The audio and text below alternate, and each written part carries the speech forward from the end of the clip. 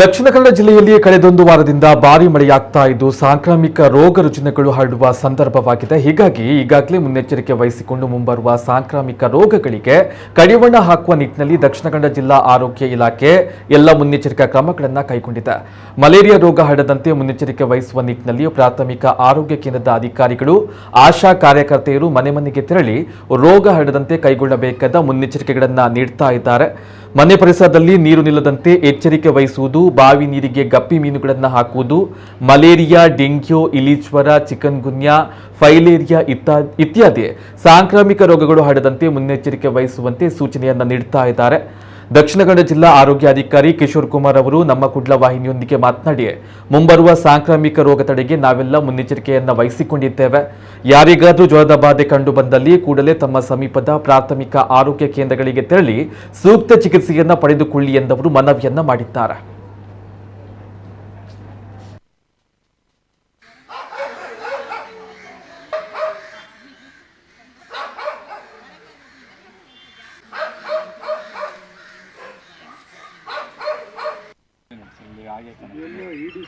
EDC sir, ಇಲ್ಲಿ ನೋಡಿ sir,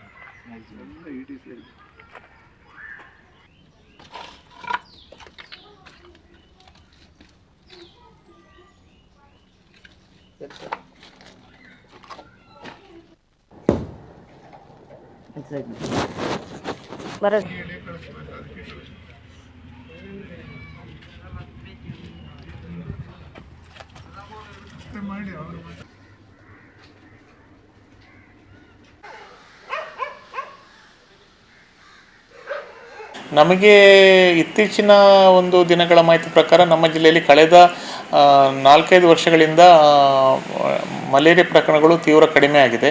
ನಮಗೆ ಇತ್ತೀಚಿನ ಕಳೆದ ತಿಂಗಳ ಮಾಹಿತಿ ಪ್ರಕಾರ 22 ಕೇಸುಗಳು ನಮ್ಮ ಜಿಲ್ಲೆಯಲ್ಲಿರುವಂಥದ್ದು. ಅದೇ ರೀತಿ ಡೆಂಗ್ಯೂ ಪ್ರಕರಣಗಳು 56. ಕಳೆದ ವರ್ಷ ನಮಗೆ 168 ಮಲೇರಿಯಾ ಪ್ರಕರಣಗಳಿತ್ತು, 388 ಡೆಂಗ್ಯೂ ಪ್ರಕರಣಗಳಿತ್ತು. ಸಾಮಾನ್ಯವಾಗಿ ಈ ಸಮಯದಲ್ಲಿ ಅಂದರೆ ಜೂನ್, ಜುಲೈ, ಆಗಸ್ಟ್, ಸೆಪ್ಟೆಂಬರಲ್ಲಿ ಈ ಒಂದು ಪ್ರಕರಣಗಳ ಸಂಖ್ಯೆ ಹೆಚ್ಚಾಗುವಂಥದ್ದು. ಈ ಸಲನೂ ಕೂಡ ಅದೇ ಟ್ರೆಂಡ್ ನಮಗೆ ಕಾಣಿಸ್ಕೊಳ್ತಾ ಇದೆ. ಸಾಮಾನ್ಯವಾಗಿ ಅದು ಮತ್ತೆ ಸೆಪ್ಟೆಂಬರ್ ನಂತರ ಸ್ವಲ್ಪ ಕಡಿಮೆ ಆಗುತ್ತೆ.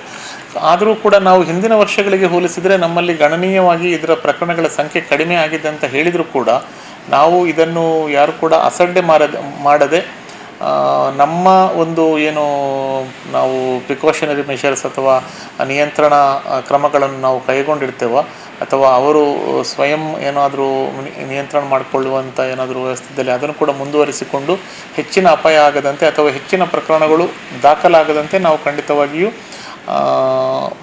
ವ್ಯವಸ್ಥೆ ಮಾಡಿಕೊಳ್ಬೋದು. ಜೊತೆಗೆ ನಮ್ಮಲ್ಲಿ ಇನ್ನೊಂದು ಹೇಳೋದಾದರೆ, ಈ ಬಾರಿ ಸ್ವಲ್ಪ ವಿಷಮ ಶೀತ ಜ್ವರ ಅಥವಾ ಟೈಫಾಯ್ಡ್ ಅಂತ ನಾವು ಹೇಳ್ತೇವೆ ಅದು ಸ್ವಲ್ಪ ಕಾಣಿಸಿಕೊಂಡಿತ್ತು. ಕಳೆದ ಒಂದು 15 ದಿನಗಳ ಹಿಂದೆವರೆಗೆ ನಮ್ಮಲ್ಲಿ ಸುಮಾರು 57 ಪ್ರಕರಣಗಳು ಟೈಫಾಯ್ಡ್ ನಮಗೆ ಕಲ್ಚರ್ ಪಾಸಿಟಿವ್ ಕಾಣಿಸಿಕೊಂಡಿದೆ. ಇದು ಕೂಡ ನಾನು ಈಗಾಗಲೇ ಹೇಳಿದಾಗೆ ಕಲುಷಿತ ನೀರಿನ ಇದರಿಂದ ಆಗೋದ್ರಿಂದ ಈಗ ನಾವು ಹಲವಾರು ಮುನ್ನೆಚ್ಚರಿಕೆ ಕ್ರಮಗಳನ್ನು ಅದು ಶಾಲಾ ಕಾಲೇಜುಗಳಿರ್ಬೋದು, ಹಾಸ್ಟೆಲ್ಗಳಿರ್ಬೋದು ಅಥವಾ ನಮ್ಮ ಎಲ್ಲ ಜನಸಾಮಾನ್ಯರಿಗೆ ತಿಳಿಸಿರೋದ್ರಿಂದ ಅವರು ಕೂಡ ವಾಟರ್ ಸ್ಯಾನಿಟೇಷನ್ ಮತ್ತು ಕೈಗಳನ್ನು ಸ್ವಚ್ಛವಾಗಿ ಇಟ್ಕೊಳ್ಳುವುದಿರ್ಬೋದು ಅಥವಾ ಫುಡ್ ಹೈಜೀನ್, ನಾವೇನು ಆಹಾರದ ಒಂದು ಸುರಕ್ಷತೆ ಅಂತ ಹೇಳಿದ್ರೆ ಅದನ್ನು ಕಾಪಾಡಿಕೊಳ್ಳೋದ್ರ ಮೂಲಕ ಈ ಟೈಫಾಯ್ಡ್ ಕಾಯಿಲೆಯನ್ನು ಕೂಡ ಕಂಟ್ರೋಲ್ ಮಾಡ್ಬೋದು. ಸೊ ಇತ್ತೀಚಿನ ದಿನಗಳಲ್ಲಿ ನಾವು ಈ ರೀತಿ ಪ್ರಕರಣ ಕಾಣಿಸಿಕೊಂಡಿದ್ದೇವೆ. ಆದರೆ ಎಲ್ಲದೂ ಕೂಡ ಒಂದು ನಮ್ಮ ಒಂದು ನಿಯಂತ್ರಣದಲ್ಲಿ ಇದೆ ಅಂತ ಹೇಳ್ಬೋದು.